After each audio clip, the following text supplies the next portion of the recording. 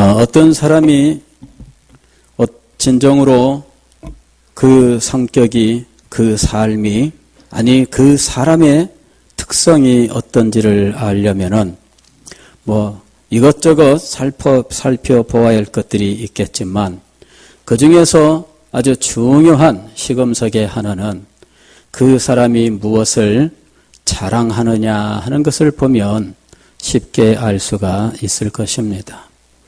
평소에 이 사람이 늘 입에 달고 사는 말이 무엇인지, 이 사람이 가장 자부심을 가지고 자랑하고 있는 것이 무엇인지를 안다면 그 사람이 어떤 가치관을 갖고 있으며 어떤 인생의 목표를 가지고 있으며 어떤 삶을 살아가는 사람인지를 알 수가 있을 것입니다.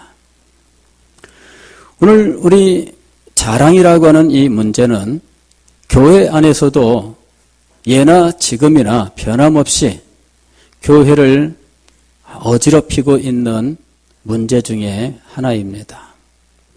성경을 보면은 사도 바울이 고린도 후서에서 자랑의 문제를 다루고 빌립보서에서 자랑의 문제를 다루고 갈라디아서에서 자랑의 문제를 다루고 있는 것을 볼 수가 있습니다. 이런 문제를 다룰 때 이것이 교회 안에서 부정적인 역할을 하기 때문에 이 문제를 다루고 있었던 것입니다. 고린도 교회에서 문제가 되었던 것은 인간적인 자랑이었습니다. 내가 혈통이 어떠하며 내가 재산이 얼마며 내가 어떠한 성취를 이루었는지 하는 것들이 이 사람들의 중요한 자랑거리였었던 것입니다. 지금도 우리는 자랑스러운 마음이 없이는 제대로 살아갈 수가 없습니다. 자부심이 없는 사람은 늘 기가 죽어 있고 자신 있게 살아갈 수가 없습니다. 자부심이 있어야 살아가는 거예요. 어떤 사람들이 객관적으로 볼 때에는 저 사람 얼굴 왜 저렇게 생겼냐 그러는데 그 사람도 자기 얼굴 중에 어느 하나는 붙들고 자부심을 가지고 살더라는 거죠. 신기한 거예요. 그래도 나는 코 하나만큼은 기가 막히게 잘생겼어. 이렇게 자부심을 갖는 겁니다. 그런 것들이 없으면은 참 남들 앞에 설 때 얼마나 자신감 없고 정말 힘들겠습니까? 그런데 이것이 교회 안에서도 그렇다는 거예요. 고린도 교회에서 문제는 무엇이냐면은 자신의 가문을 자랑하고 자신의 학식을 자랑하고 자신의 돈을 자랑하고 이런 여러 가지 자부하는 일들이 있었던 거예요. 그래서 사도 바울이 이런 그 자랑의 문제를 놓고 고린도 교회 성도들에게 교훈을 주었던 거예요. 또 다른 자랑은 교회를 얼마나 잘 섬기며 내가 얼마나 헌신을 했으며 내가 얼마나 희생을 했는지 이런 것들이죠. 교회 안에서는 그것도 자랑이 돼요. 그래서 이 두 가지 큰 자랑, 인간적으로 가지고 있는 자랑과 믿음이 있노라 하면서 교회 안에서 섬겼던 일들이 그에게 자랑이 되는 일, 이것들이 얼마나 교회를 어지럽히는지 사도 바울은 이 문제들에 대해서 여러 가지로 권면하고 있어요. 사도 바울이 어떤 분인지에 대해서 평소에는 말씀하지 않는데 이 자랑의 문제 때문에 이분이 어떤 분이었는지가 드러났어요. 사실은 이분이 말하고 싶지 않았는데 교훈을 위하여 말씀하다 보니까 자신도 모르는 사이에 이분이 어떤 분인지 자세하게 드러나게 되었습니다. 빌립보서 3장 4절 말씀을 보면 나도 육체를 신뢰할 만하며 만일 누구든지 다른 이가 육체를 신뢰할 것이 있는 줄로 생각하면 나는 더욱 그러하리니 하고 말씀합니다. 자랑하는 사람들, 그런 사람들에 대해서 사도 바울이 나는 더욱 그러하다라고 이야기를 해요. 나는 난지 8일 만에 할례를 받았고 히브리인 중에 히브리인이며 베냐민 지파 사람이며 바리새인의 사람. 그리고 석학 가말리엘의 수하에서 수학을 했고 또 율법의 의로는 흠이 없는 사람이었습니다. 즉 유대인으로서 따지면 이 사람은 엘리트 중에 엘리트가 되는 인물인 거예요. 자랑의 문제는 무엇이냐면요. 내가 무엇인가를 자랑할 때 나보다 더 자랑거리가 있는 사람이 나타나면 나는 그만 죽을 수밖에 없다는 거죠. 이게 자랑의 한계예요. 어떤 사람이 자랑스럽게 이야기했습니다. 야, 그래도 내가 반에서 5등 하던 사람이야. 공부 잘하는 겁니다. 그죠? 아, 반에서 5등 하면 잘하는 거지. 그렇지? 상은 형제. 응?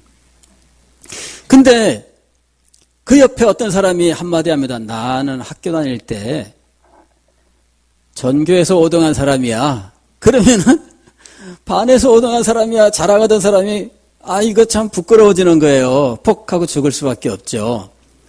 근데 옆에서 또 어떤 사람이 내가 학교 다닐 때에는 수능고사 전국 5등 한 사람이야. 이렇게 말하면 이거 기죽습니다. 그죠? 이거 뭐 어떻게 그 앞에서 푹 하고 죽을 수밖에 없어요. 그게 인간적인 자랑의 특징이에요. 인간적인 자랑은 더 대단한 자랑거리를 가진 사람이 나타나면 그 앞에서 할 말을 잃어요. 명함도 못 내밀고 그만 기죽을 수밖에 없는 거죠. 사도 바울이 바로 다른 사람을 기죽이는 이런 탁월한 자랑거리를 가진 사람이었어요.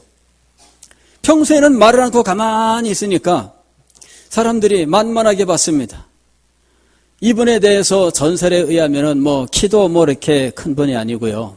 뭐 머리도 이렇게 좀 이렇게 이마가 좀 넓으신 이런 분이시고요. 그 다음에 성경에 나타내는 바로는 눈이 시험거리가 될 정도였다.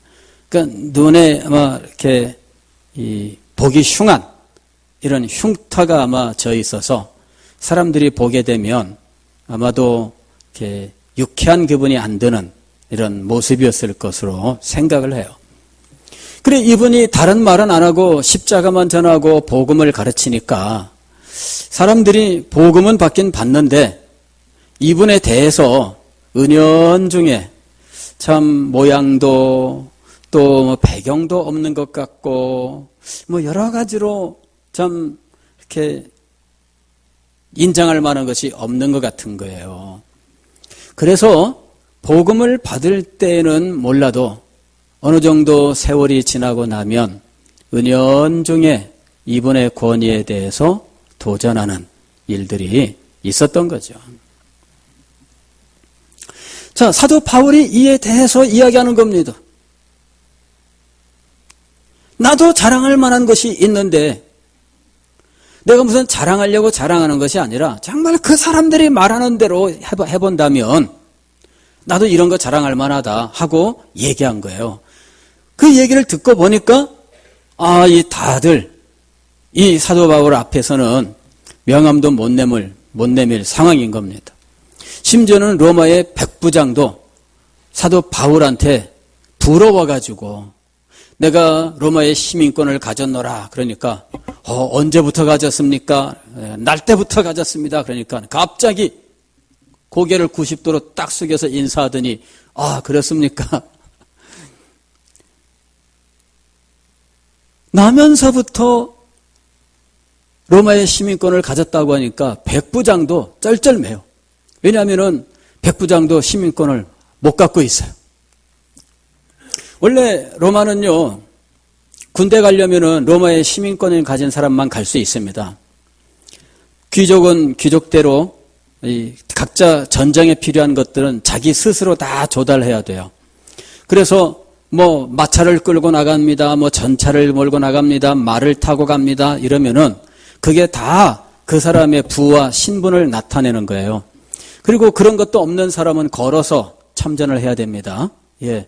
그러니까 보통 상황에서 로마의 백부장이라고 하면은 상당히 높은 어떤 지위에 있는 사람이고요. 그 집안도 배경이 튼튼한 사람이라고 말할 수 있어요.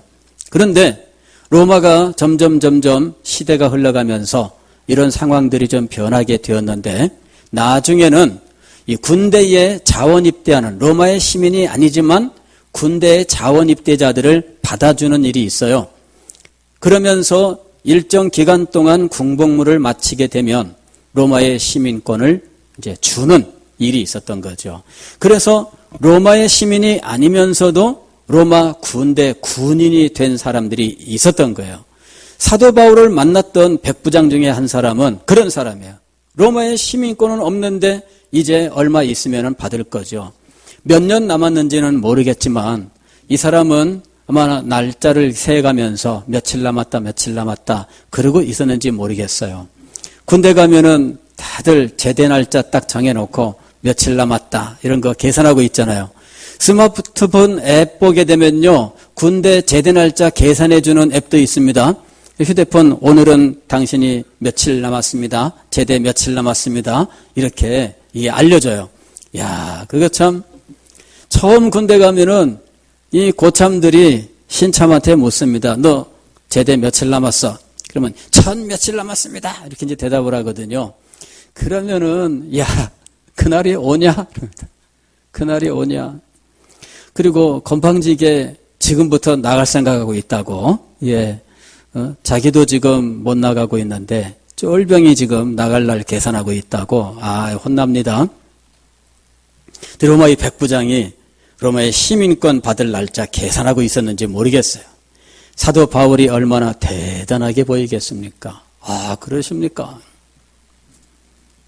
사도 바울은 세상적인 관점에서 볼 때에도 탁월한 인물이었고 유대인들 가운데에서도 탁월한 인물이었습니다. 그런데 사도 바울이 이렇게 이야기합니다. 나는 내게 유익하던 이 모든 것을 그리스도를 위하여 다 해로 여기노라. 그랬어요. 이런 것들은 주님을 섬기는 데에 유용하지 않다. 이런 것들은 내 믿음이 장성하는데 도움이 되지 않는다. 그 얘기를 하고 있는 거예요. 자기의 자랑거리를 가지고, 세상의 자랑거리를 가지고 있는 사람이 주님을 섬기는 일에 신실하게 섬길 수 있을까? 예수님께서는 일찍이 부자가 천국에 들어가는 것은 낙타가 바늘귀로 들어가는 것보다 어려우니라 하고 말씀하셨습니다. 왜 그게 어려울까요? 돈이 많으면 하나님을 믿지 않고 돈을 믿을 가능성이 훨씬 많아요. 물론 부자들 중에도 신실하게 섬기는 사람들이 없는 건 아닙니다. 그러나 비율로 볼 때 부자 중에 진실된 믿음을 가진 사람보다는 그렇지 않은 경우들이 더 많다는 거예요. 저는 재벌급에 해당하는 분들을 이제 다른 교회 섬기는 동안에 이제 만나보기도 하고 그랬습니다만은 참 그 중에는 신실한 분들도 많이 있었어요. 어떤 분은요, 참 이 대기업 건설 회사 사장이신 분이 계셨는데 이분은 교회에 어디 있는지도 모를 정도로 조용하셔요. 그냥 조용하게 자기 위치만 지키고 자기 해야 될 일들은 하고 이러면서 조용히 다니시는 거예요. 그래가지고 나중에 그분이 이름만 대면은 아는 유명한 전국적인 이 건설 회사의 사장님이란 말을 듣고 깜짝 놀랐어요. 그러세요? 그런데 어떻게 교회 안에서 소문도 안 나요. 이분이 자기도 말 안 하고 남들도 말 안 해. 알지만은 다들 그냥 조용해요. 그래서 야, 참 대단하다. 그래.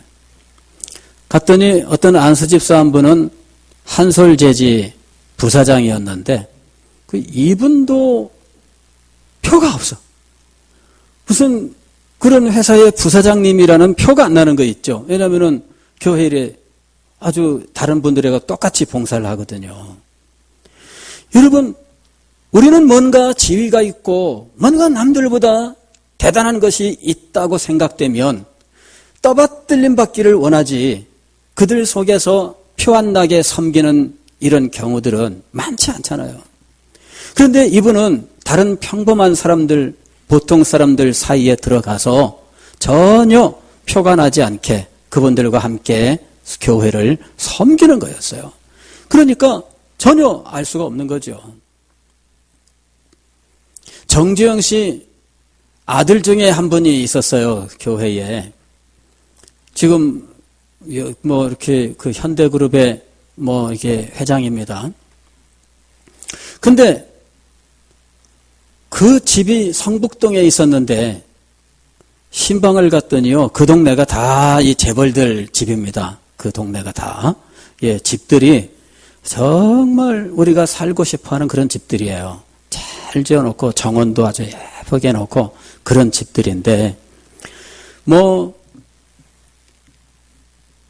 그 아들은 뭐 교회를 어쩌다 한 번씩 나오고, 정주영 씨 아들은 어쩌다 한 번씩 교회를 나오고, 그 장인 되는 분이 이제 그 교회 이제 이 은퇴 장로님이셨는데, 이분은 현대자동차에서 이 최고급 차가 나오면 그 차 나올 때마다 차가 바뀌어.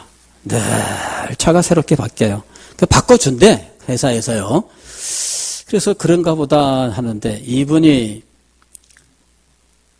매월 교육자들 부부 동반 1,000원 초청을 해서 서울의 그 신라 호텔, 그 영빈관의 뷔페 매일 대접하는 거예요. 그리고 헬스 이용권 그거 탁 마련해 주는 거예요. 그래가지고 이 신라 호텔 헬스장 가가지고 헬스다고 말이죠. 근데 정말 이 돈 있는 사람들 중에는 막 자부심으로 아무하고도 함부로 말도 안 섞고 막 폼자고 다니는 사람들 있는 반면에 어떤 사람들은 표 안 나고 보통 사람들 속에서 표 안 나게 다 섬기고 있는 거예요. 야, 그 참 세상에 다양하죠, 세상은.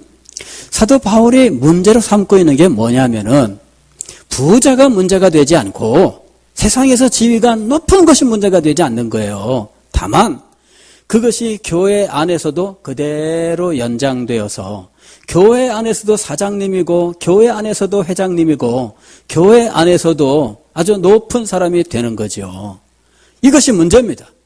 교회 안에서는 누구나 다 그리스도 안에 있고 그리스도 안에서 하나입니다. 누구나 동일한 피조물이고 하나님의 자녀입니다. 그런데 세상에서의 이런 자부심 가질 만한 일, 이런 지위나 어떤 것들을 교회에서도 그대로 고집하거나 혹은 그것을 가지고 다른 사람들을 깔보는 문제, 이런 것들은 정말 큰 문제인 것이죠. 이게 교회를 세우지 못합니다. 이런 자부심 가진 사람이 늘 사람들을 깔보고 있으면 그 교회가 하나가 될 수 있을까요? 근데 여러분, 세상의 자랑의 특징에 대해서 말씀을 드렸잖아요. 나보다 더 대단한 사람이 나타나면 그 아무것도 아니라는 거. 또 뭐 내가 뭐 돈 좀 벌었다 하고 있는데 더 많은 사람이 나타나면 아무것도 아닌 거예요. 그게 세상 자랑의 특징인데도 불구하고 이것이 헛된 것인 줄을 알지 못하고 이것을 자랑하면서 교회를 어지럽히는 일들이 있었다는 거예요. 사도 바울은 내가 이 모든 것을 다 해로 여길 뿐더러 심지어 배설물로 여기노라 그랬어요. 그러면 무엇을 가장 자랑스럽게 여겼을까요? 그것은 그리스도 예수를 아는 지식입니다. 그리스도 예수를 아는 지식이 가장 고상하기 때문에 내가 그것만을 붙들고 자랑한다 하는 거예요. 여기서 이 거룩한 지식의 특징은, 이 거룩한 지식을 자랑하는 이 자랑의 특징은 세상 자랑과 함께하지 않는다는 거예요. 어떤 사람들은 내가 그리스도를 아는 가장 고상한 지식, 이것도 내가 자랑하지만 그럼에도 불구하고 내가 사장님이야 이러는 거죠. 그러니까 이 그리스도를 아는 가장 고상한 지식과 사장님이라고 하는 이 자부심이 공존할 수 있다고 생각한다는 거예요.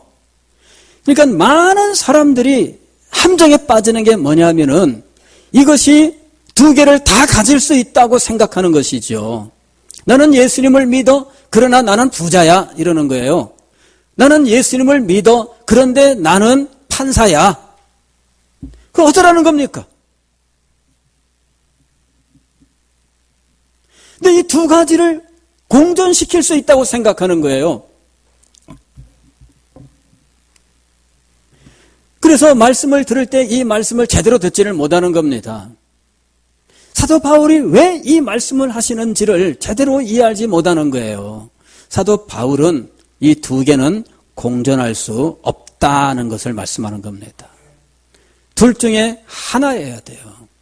사도 바울은 내가 이러한 인간적으로 자랑할 수 있는 요소들이 있지만 나는 이런 것들은 다 배설물로 여긴다. 이건 아무것도 아니다. 그리스도를 아는 지식이 가장 영광스러운 것이다. 이것 하나만 세우면 된다는 거예요. 고린도후서 11장에도 고린도 교회에서의 자랑에 대해 이야기합니다. 그 교회 안에도 자랑하는 사람들이 있었어요. 그 교회 안에서 자랑하는 사람들은 신앙의 문제를 가지고 자랑을 했어요. 뭐 은사를 많이 받았다라든지 이런 은사 문제로 인한 자랑이 있었고, 헌신과 희생과 수고 문제에 대해서 자랑하는 사람들이 있었습니다. 사도 바울이 이야기합니다. 어리석은 일이지만 내가 한 가지 나도 그 논리대로 한번 자랑을 해볼까? 그죠? 한번 그 논리대로 한번 자랑을 해볼까? 이런 세상의 자랑의 특징이 뭐라 그랬어요? 더 대단한 사람이 나타나면 아무것도 아니라는 거. 그죠? 이게 그 자랑의 특징입니다. 사도 바울이 내가 한번 해볼까 하고 말을 해봤는데 그랬더니 아무도 명함을 내밀 수가 없게 됐어요. 다 내놨던 명함 다 철수. 다 가지고 갈 수밖에 없어요. 왜? 사도 바울 앞에 내밀 것이 없었어요. 그들이 히브리인이냐 나도 그러하다. 그들이 이스라엘인이냐 나도 그러하며, 그들이 아브라함의 후손이냐 나도 그러하다. 그들이 그리스도의 일꾼이냐 나는 더욱 그러하도다. 나는 더욱 그러하도다.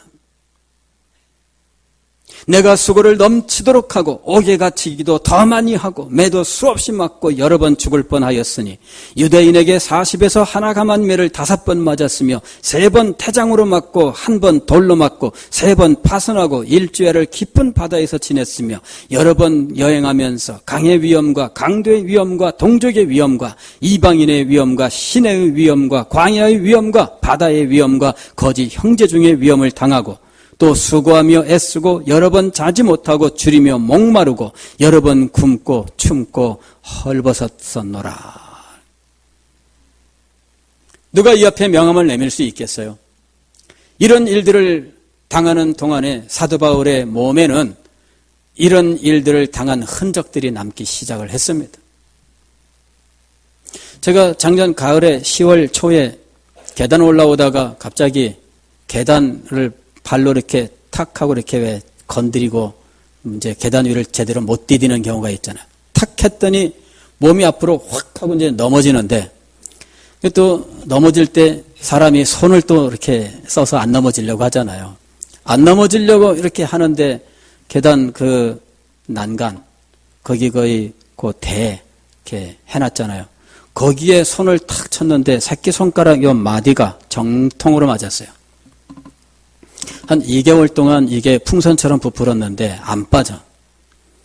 그래가지고 그냥 놔두면 되겠거니 했는데 도무지 안 돼가지고 제가 김성찬 의원에 갔잖아요. 그랬더니 엑스레이 찍어보고 그리고는 목사님 한번 뭐 지켜보죠. 뭐 아무 이상 없는 것 같은데요. 뭐 금간 것도 없고 뭐 아무 이상 없어요. 근데 이렇게 부풀어 가지고 늘 이렇게 있어요.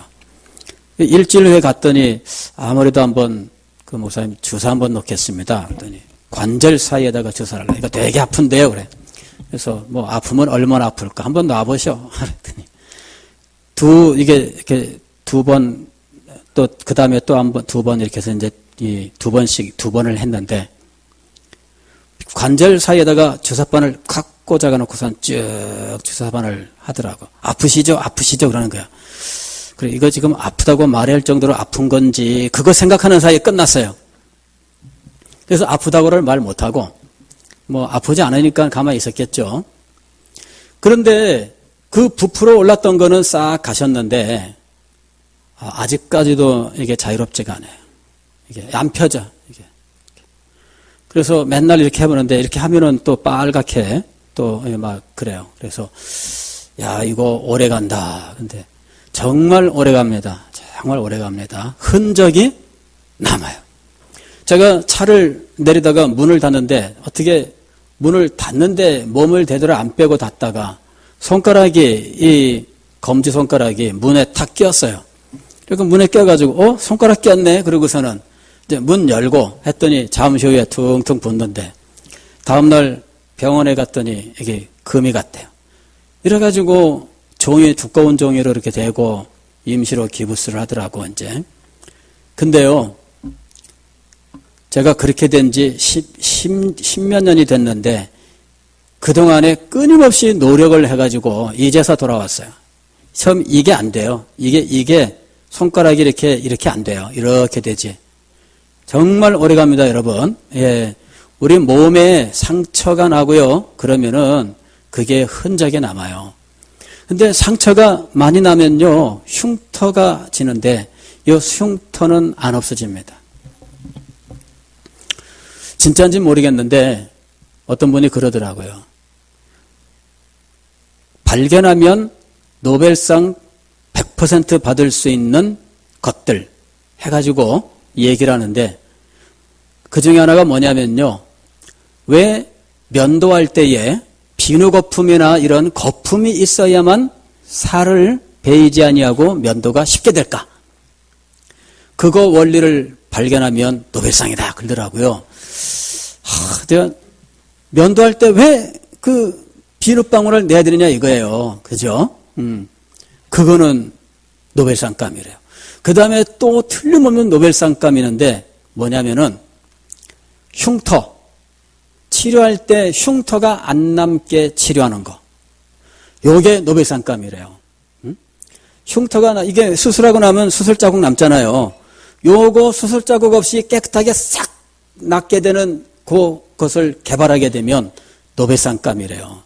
진짜인지 모르겠어요. 누가 그런 말을 하길래 제가 인상 깊어서 기억을 하고 있는 건데 현재 그 일들은 불가능하기 때문이겠죠. 흉터가 남아요. 사도 바울이 아까 고린도후서 11장에서 자기가 당한 일들을 다 얘기했을 때 그 일들은 그의 몸에 흉터를 남기고 흔적을 남기는 일들이었어요. 배를 타고 3번 파선했는데 이 사람이 그저 드라이한 그대로 깨끗하게 착 하고 내릴 수 있는 거 아닙니다. 예, 그러는 동안에 배에서 이리 부딪히고 저리 굴르고 온갖 위험을 다 겪으면서 결국 파선하는 데서 구원을 받는 거거든요. 일주일을 바닷속에 있었다는 말은 폭풍우 치는 바닷속에서 이제 지냈다는 이야기거든요. 그게 평범한 삶이 아닙니다. 돌로 쳐 죽은 줄 알고 내다버릴 정도였으면은 이 사람이 돌로 맞아서 온몸이 어떻게 되었겠어요? 그런 일들을 당하고 왔으면 영웅 아니겠습니까? 근데 사도 바울은 그런 것들도 자랑거리가 아니다. 자랑거리가 아니다. 고린도후서에서 그가 자랑거리라고 얘기한 건 2가지입니다. 첫 번째, 나의 약함을 자랑하겠다 그러면서 약한 것 2가지를 이야기하는데 하나는 다메섹에서 광주리를 타고 도피한 것. 나는 도망친 사람이다. 이거예요. 그게 그의 약한 거예요. 또 한 가지는 자기의 육체의 가시, 정체는 정확히 모르지만 사도 바울이 하나님 앞에 3번이나 간구했는데 응답받지를 못했어요. 그 부끄러운 겁니까? 자랑스러운 겁니까? 이 사도 바울은 나의 약한 것을 자랑하겠다. 남들에게 대단하게 인정을 받아서 사람들의 추앙을 받고 인정을 받고 대접을 받고 그리고 자기도 사람들 앞에서 뻐길 수 있는 것들, 그런 것들은 자랑거리가 아니라는 거예요. 그것이 세상에서 성취한 것이든 교회 안에서 얻은 것이든 그런 것들은 자랑거리가 될 수가 없습니다. 그런 것들은 오히려 십자가를 방해하는 것들입니다. 그런 것들은 교회의 단합을 해치는 것들입니다. 그것은 다른 성도들에게 시험거리가 되는 문제들입니다. 사도 바울은 갈라디아서에서도 자랑거리의 문제를 다루고 있어요. 이번에 이 자랑거리는 복음을 변개시킬 정도의 심각한 문제를 가진 자랑거리였어요. 다른 복음이라고 말할 수 있는 자랑거리였어요. 그냥 공동체 안에서 눈꼴시다, 아이고 뭐 저러냐 뭐 그러는 문제가 아니었습니다. 공동체 안에서 어떤 사람들이 나는 이 정도로 헌신된 사람이야 거들먹거리는 그런 정도의 문제가 아니었습니다. 다른 복음이 될 수 있는 문제였습니다. 그에 대해서 사도 바울은 그러나 나는 이렇게 단호하게 말씀을 했던 거예요. 오늘날 우리들은 어떤 자랑거리를 가지고 있을까요? 그리고 이 자랑거리를 가지고 교회 안에서 어떻게 다른 성도들을 실망시키고 다른 성도들을 떨어지게 만들며 교회의 하나됨을 해치는 이런 문제를 일으키고 있을까요? 여러분, 우리가 우리 자신을 돌아보아야만 됩니다. 교회 안에서 우리의 자랑이 될 수 있는 것은 오직 하나밖에 없습니다. 다른 것들은 그것과 함께 설 수 있는 것이 아니라 버려야 될 것들이죠. 십자가 이외에 우리의 자랑거리가 어디에 있겠습니까? 그러나 많은 사람들이 십자가와 더불어서 인간의 자랑거리와 교회 안에서 자기가 얼마나 대단한 일을 했는지를 자랑하고 싶어하는 마음들을 가지고 있다는 거예요. 이런 자랑거리가 있는 한 이 교회는 바로 설 수가 없는 겁니다.